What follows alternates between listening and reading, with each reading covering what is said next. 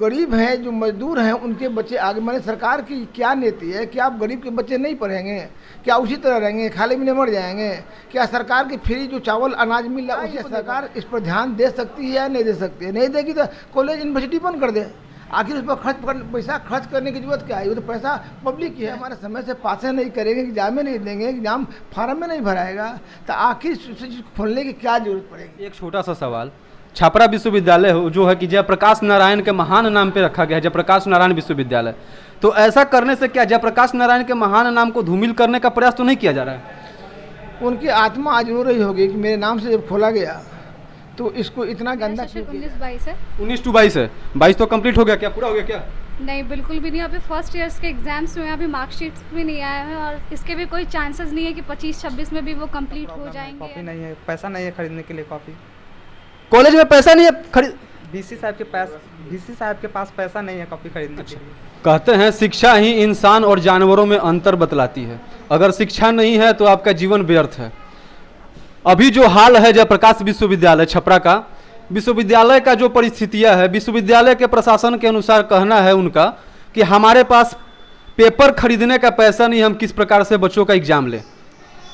अब जरा सोचिए कि उस वाइस चांसलर के पास चढ़ने के लिए गाड़ी है, घूमने के लिए उनके पास सारे ऐशो आराम है, वहाँ के जो भी प्रोफेसर्स हैं उनके देने के लिए सैलरी है, बट बच्चों का परीक्षा लेने के लिए, सेशन को समय से कंप्लीट करने के लिए उनके पास पैसा नहीं है। इन्हीं सब मुद्दों पे अभी हम छपरा के मशहूर शिक्षक मिनरवा कोचिंग सेंटर के डायरेक्टर मुकुंद सर से मिल रहे हैं। मुकुंद सर से जानना चाहते हैं कि आखिर इस मुद्दे पे मुकुंद सर का क्या राय है, इस मुद्दे पे छात्रों के हित में वो क्या सोचते हैं। सर सबसे पहले आपका नमस्कार कॉलेज की टीम पे। नमस्ते नमस्ते। सबसे बड़ी बात है यहाँ पर कि एजुकेशन तो इतना चौपट हो चुका है कि समझ में नहीं आ रहा कि लड़के यहाँ एजुकेशन करते कैसे हैं, और यहाँ इस मुद्दे पर बोलने वाला भी कोई आदमी नहीं है। सबसे बड़ी बात तो यहाँ पर है, ना संसद को मतलब है, ना विधायक को मतलब, ना सरकार को मतलब है। आखिर यह सरकार ले कहाँ जा रही है एजुकेशन को? जो बच्चे कल तक अच्छा विषय के लिए तैयारी करते थे, आज वो केवल एक छोटा एग्ज़ाम के लिए, आर्मी के लिए, एसएससी के लिए, सिपाही के लिए तैयारी करना चाहते हैं। हम तो देख रहे हैं कि ऐसा मैंने शिक्षा का स्तर गिर चुका है, जिसको हम लोग सोचनीय मुद्दा पर हम आ चुके हैं।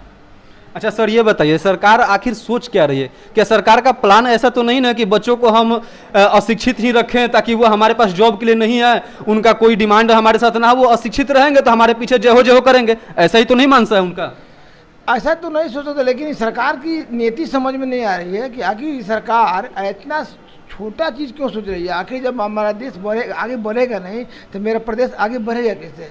तो सरकार को यहाँ पर ध्यान देना चाहिए कि आखिर यहाँ पर जो बच्चे जो 18 साल की उम्र में इंटर कर चुके होते हैं, वो बच्चे 23-24 तक बीए पास नहीं करते हैं, तो आखिर उनका जीवन सरकार कहाँ ले जा रही है? मैं सरकार से सवाल करना चाहता हूँ। सर सरकार के जो प्रतिनिधि हैं अपने छपरा लोकेशन से, जो भी छपरा सारण के जो विधायक हैं, सांसद हैं, इन लोगों से हम आपके माध्यम से ये जानना चाहते हैं कि ये लोग क्या मतलब यहाँ से जो वोट लेके जाता है सांसद में, वो सिर्फ सत्ता की मलाई खाने के लिए जाता है या फिर छात्रों के हित में कुछ सोचता भी है? आज तक हमने ना विधायक को ना सांसद के बारे में देखते सुना। उनसे रिक्वेस्ट करना चाहते हैं, उनसे प्रार्थना करना चाहते हैं कि इन बच्चों के करियर पर ध्यान दें, क्योंकि वो पढ़े लिखे आदमी हैं, उनको समझदारी से काम लेना चाहिए। यहाँ के बच्चों का भविष्य बहुत अच्छी निरंकुश हो जा रही है। बच्चे एक नहीं होता है, अपने आप में निगेटिव भावना पाले हुए हैं, उनके दिमाग में ये बैठ चुका है कि हम कुछ भी नहीं कर सकते हैं। तो मेरे अभिभावक वही हैं, एमपी और एमएलए, उनको सोचना चाहिए कि हाँ मेरे बच्चे कैसे आगे बढ़ेंगे, उसके लिए उपाय करना चाहिए। सरकार को एकदम यथास्थिति इस विषय पर ध्यान देना चाहिए कि कम से कम बच्चे 3 साल का जो कोर्स है वो 3 साल में करें। सोचिए अगर मान लीजिए कि एक दिन अगर फॉर्म भरने में लेट हो जाती है तो सरकार उसको नेगलेक्ट कर देती है, तो हम 3 साल से नेगलेक्ट करते, आखिर बच्चे का जो करियर खराब हो चुका है, तो क्या वो बच्चे को सरकार बैठा के पैसा देगी उतना? हमारा कहना यही मुद्दा है। सर यहाँ का जो हाल है, यहाँ के शिक्षा व्यवस्था का जो हाल है, चाहे राजेंद्र कॉलेज की बात कर लें, जगदम कॉलेज की बात कर लें, या फिर जो भी गंगा सिंह कॉलेज है, या फिर छपरा शहर जिला मुख्यालय में जितने भी कॉलेज हैं, इनसे जो बच्चे पहले आपके पास आते थे, पहले यहाँ के लगभग छात्र आपके पास बैंक पीओ, एसएससी, फोर्स वगैरह या फिर किसी बड़े ओहदे के तैयारी के लिए आते थे, आखिर वो लोग अब कहाँ निकल रहे हैं? क्या वो लोग बिहार में रह रहे हैं, आपके पास आ रहे हैं, या बिहार से पलायन कर रहे हैं? ना, अब बच्चे आ ही नहीं रहे हैं। अब अच्छे पढ़ने वाले बच्चे जो देखते हैं कि ना ग्रेजुएशन कर रहा है और ना वो अच्छी चीज़ के बारे में सोच रहा है। और जितना अभी बाहर के बच्चे आते थे पढ़ने के लिए, वो शायद हम करते हैं कि छपरा में आ ही नहीं रहे हैं। वो छपरा या तो जो पैसे वाले हैं वो बाहर बच्चे को पढ़ा देते हैं, आज जो सबका है वह तो मैंने 4,000 5,000 पर नौकरी करवाने के लिए विवश हो रहा है। तो ये सरकार की नीति से हमको रिक्वेस्ट है सरकार से कि इस पर ध्यान दे। सर, सरकार तो ध्यान देने से रही, चूँकि लगभग 6 साल बीत गया। आप एक शिक्षक हैं, इस चीज़ को आप भली भांति समझ सकते हैं कि सरकार क्या ध्यान दे रही है। चूँकि हम लोग भी देख रहे हैं, आप भी देख रहे हैं, पिछले 6 सालों से जिस बच्चे का ग्रेजुएशन का सेशन कंप्लीट नहीं हुआ, हमें नहीं लग रहा है कि वो बच्चा आगे चल के कहीं पे भी कुछ बढ़िया कर पाएगा। बच्चों में अंदर से हतोत्साहित हो रही है, बच्चे यहाँ से पलायन करने पे ज़्यादा व्याकुल हो रहे हैं। वही बच्चे कल जाके मजदूर हो जाएंगे, कल यहाँ से दिल्ली, बम्बे, पटना बाहर निकल के वो मजदूरी करने पे व्याकुल हो जाएंगे। आखिर उन बच्चों के भविष्य के साथ ये मजाक क्यों किया जा रहा है? ऐसा भारत सरकार बिहार के साथ सौतेला व्यवहार क्यों कर रही है? भारत सरकार को इस पर, मान लीजिए मोदी जी को हर चीज़ के बारे में ज्ञान है, तो क्या इस यूनिवर्सिटी के बारे में ज्ञान नहीं है?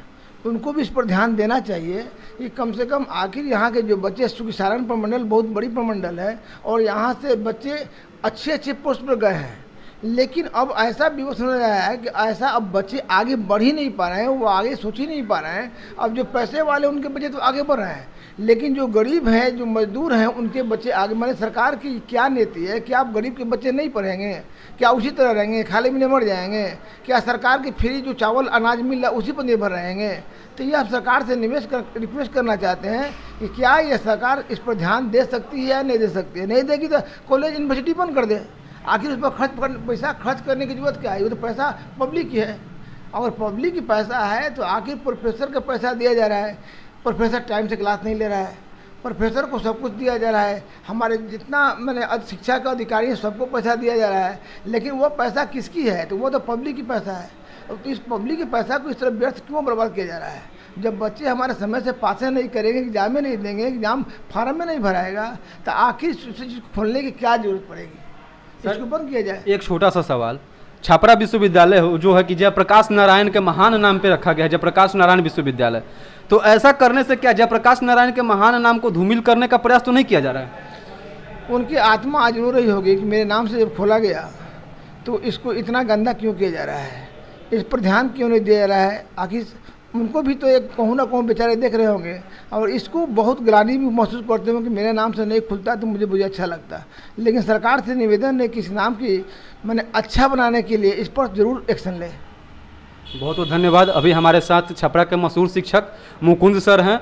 मुकुंद सर ने अपना मंतव्य रखा, चूँकि छात्रों के भविष्य का सवाल है, छात्रों के हित का सवाल है, और अच्छा शिक्षक वही होता है जो छात्रों के हित पे सामने आकर सरकार एवं सिस्टम के खिलाफ आवाज़ उठाता है। चूँकि यह सिस्टम जो है वो बच्चों के भविष्य के साथ खिलवाड़ कर रही है, ये सभी जानते हैं। सिस्टम बच्चों को बर्बाद कर रही है। यहाँ की सिस्टम जो शिक्षा नीति है वो समझ से परे है। आखिर सरकार सोचती क्या है? क्या बच्चे बेरोजगार हो के उनके पीछे सिर्फ घूमे, या बच्चे अपने पैरों पे खड़ा हो?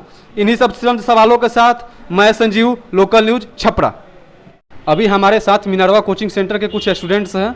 चूँकि शिक्षक और स्टूडेंट्स ये दो ही लोग होते हैं जिनको पता होता है शिक्षा का महत्व, और जो जयप्रकाश विश्वविद्यालय आज के डेट में विद्यार्थियों के साथ खेल कर रही है, विद्यार्थियों के भविष्य के साथ खेल कर रही है, इस पर विद्यार्थी ही सही मायने में जनता एवं सरकार को बता सकती है कि उनके साथ क्या हो रहा है। अभी हमारे साथ मिनरवा कोचिंग सेंटर के कुछ स्टूडेंट हैं, आइए हम जानते हैं इनसे कि इनका क्या नाम। सबसे पहले आपका लोकल न्यूज स्वागत है। धन्यवाद। आपका शुभ नाम? मेरा शुभ नाम मनोनीता हुआ। जमुनीता जी, ये बताइए आप कि आप ग्रेजुएशन के स्टूडेंट हैं? जी हाँ। कौन से ईयर में? मेरा सेशन 19-22 है। 19-22 है। 22 तो कंप्लीट हो गया, क्या पूरा हो गया क्या? नहीं, बिल्कुल भी नहीं। अभी फर्स्ट ईयर्स के एग्जाम्स हुए हैं, अभी मार्कशीट्स भी नहीं आए हैं, और हमारे सेकंड ईयर में एडमिशन्स भी नहीं स्टार्ट हुए हैं। ओह गॉड, 19-22 में ओनली फर्स्ट ईयर 22 आ गया? जी हाँ। तब तो आपको ग्रेजुएशन पूरा करते करते हमको लग रहा है, जैसे मुझे समझ में आ रहा है, 25-26 हो जाएगा। इसके भी कोई चांसेस नहीं है कि 25-26 में भी वो कंप्लीट हो जाएंगे या नहीं। और अभी हम इस तरीके से बुरी तरीके से फंस चुके हैं कि हम लोग दूसरे अगर चाहें कि दूसरी यूनिवर्सिटी से भी एडमिशन करा लें तो कोई चांसेस नहीं है, क्योंकि वहाँ पे भी फिर हमारे 3 साल वेस्ट ही होने वाला है। ये तो मुद्दा है। अच्छा, आपको ये नहीं लगता कि आखिर ग्रेजुएशन करते करते आपका एज निकल जाएगा, आप अपने पैरों पे खड़ा नहीं हो पाएगा, किसी गवर्नमेंट सेक्टर में नहीं जा पाइएगा? बिल्कुल, ये तो सही बात है। अगर हम मैक्सिमम एज देखें तो 23 इयर्स होती हैं किसी भी गवर्नमेंट सेक्शन में जाने के लिए, पर्टिकुलर जो चीज़ें रखी गई हैं। लेकिन जो हमारा जेपी यूनिवर्सिटी है वो अभी मैं बता रही हूँ, मेरी एज हो चुकी है जो कि 21 अभी होने वाला है मेरा। और अभी सिचुएशन ये है कि मेरा फर्स्ट ईयर भी अभी कंप्लीट नहीं हुआ, और हम जैसा कि जानते हैं कि बिहार के सारे बच्चे वो सिविल सर्विसेज की तरफ जाने का रुख करते हैं, और आपके लिए पर्टिकुलर 21 ईयर्स से आप वहाँ पे अप्लाई कर सकते हैं। बट अभी जब आपका एम है सिविल सर्विस में जाने का, लेकिन वहाँ पे आपका अभी ग्रेजुएशन ही कंप्लीट नहीं हुआ, तो कहीं ना कहीं वो आपके एम को भी एक धक्का देता है, और मतलब आपको भी कहीं ना कहीं मानसिक रूप से इस चीज़ के लिए इफ़ेक्ट डालता है कि यार अभी तो आपका ग्रेजुएशन ही कंप्लीट नहीं हुआ, तो क्या फ़ायदा तैयारी करने का, या क्या फ़ायदा इन सभी चीज़ों की ओर रुख करने का। अच्छा, एक रोचक बात है, विश्वविद्यालय में चूंकि आप लोग विद्यार्थी हैं, विश्वविद्यालय प्रशासन का कहना है कि हमारे पास पैसे नहीं है पेपर खरीदने के, ताकि हम बच्चों का समय से एग्जाम ले सके। जब उनके पास पैसे नहीं है बच्चों का एग्जाम लेने के लिए, आप लोग फी नहीं देते हैं क्या? फ़ी बिल्कुल देते हैं फ़ी। हमारे यहाँ सबसे बड़ी बात है कि क्या वीवी साहब जो हमारे यहाँ के कुलपति साहब हैं, वो रोज़ आए दिन प्रोग्राम्स करते रहते हैं, तो क्या वो प्रोग्राम करने के लिए उनके पास पैसे आते हैं, और हमारे यहाँ जो एक पेपर खरीदने के पास उनके पास पैसे नहीं है। ये सबसे बड़ा गंभीर मुद्दा है, और ये कहीं ना कहीं ये एक बेतुका सा एक हमारे आरोप लगाया जा रहा है, और कहीं ना कहीं एक बेतुका सा सवाल है कि उनके पास पैसे नहीं है। ये बात कहीं से भी जच नहीं रही है, और खासकर एक कुलपति होकर ऐसी बातें कहना शोभा नहीं देता। अच्छा, जो सरकार में बैठे लोग हैं, ये लोग सिर्फ वोट का तुमर हो गया आपका? बिल्कुल। वोट तो देती होंगी? बिल्कुल। अभी असेंबली चुनाव में वोट दिया था आपने? नहीं, अभी जो चुनाव है उसमें वोट मैंने नहीं दिया था। आने वाले चुनाव में तो दीजिएगा? बिल्कुल दूंगी। तो इन चीज़ों को देख के कहीं चुनाव में वोट दीजिएगा आप? बिल्कुल। अगर एक पढ़ा लिखा इंसान होगा तो वो ना तो सत्ता पक्ष में ही जाएगा, और ना ही विपक्ष की तो कोई बात ही छोड़ दी। फैक्ट सही, एकदम से सही बात है। चूंकि यहाँ पे सत्ता पक्ष का देखिए, जैसे हम आपको बता रहे हैं, सत्ता पक्ष का रोल होता है कि छात्रों के हित में सही निर्णय लेना, और विपक्ष का रोल होता है कि जो अगर निर्णय नहीं ले पाते हैं सत्ता पक्ष में बैठे लोग, तो उसका खुल के विरोध करना। और यहाँ पे जो कंडीशन है, खासकर बिहार की हम बात कर रहे हैं, यहाँ सत्ता पक्ष जो है वो बैठ के तो मलाई खा ही रहा है, और विपक्ष जो है वो साथ में मिलकर मलाई खा रहा है। जो लोगों ने चुन के, युवाओं ने चुन के इनको वहां तक भेजा है, सच्चाई है, युवाओं के हित की कोई फैसला ये लोग नहीं कर पाते। का शुभ नाम? जूही। जूही, आपका कौन सा ईयर चल रहा है? मेरा 21 से 24। 21 से 24। कौन से ईयर? फर्स्ट ईयर में भी है? हाँ। एग्जाम तो हुआ नहीं होगा? नहीं। एग्जाम नहीं हुआ होगा। आपको क्या लगता है 24 होते होते पूरा हो जाएगा क्या सेशन? नहीं। तो फिर सरकार से क्या मांग कीजिएगा? 24 होते तो कम से कम पूरा करा दे। हाँ। कुंदन जी? जी। अच्छा, किस कॉलेज के स्टूडेंट हैं? राम जयपाल कॉलेज के स्टूडेंट हैं। राम जयपाल सिंह कॉलेज के स्टूडेंट हैं। राम जयपाल कॉलेज। अच्छा, राम जयपाल कॉलेज के। कौन सा सेशन है आपका? 20-23। 20 और 23। फर्स्ट ईयर हो गया? नहीं, अभी नहीं हुआ। 20 और 23, 22 चल रहा है सर। हाँ। आखिर क्यों नहीं हुआ? फॉर्म भरा चुका है, लेकिन एग्जाम 25 से होने वाला था, फिर भी नहीं हो पाया। कभी प्रिंसिपल से, शिक्षक से बात हुई थी इस विषय पे? गए थे लोग कॉलेज में, तो कॉपी का प्रॉब्लम है, कॉपी नहीं है, पैसा नहीं है खरीदने के लिए कॉपी। कॉलेज में पैसा नहीं है खरीद? VC साहब के पास पैसा नहीं है कॉपी खरीदने के लिए। पैसा नहीं देते क्या? पैसा तो दिए हैं लोग, फॉर्म भी भराया था तो पैसा दिए हैं लोग, एडमिशन के समय भी पैसा दिए हैं लोग, फिर अब भी जरा सोचिए, विद्यार्थियों से फॉर्म के नाम पर, एडमिशन के नाम पर, अनेकों शुल्क के नाम पर सारे पैसे वसूले जाते हैं, या यूं कहे तो ऐंठ लिए जाते हैं।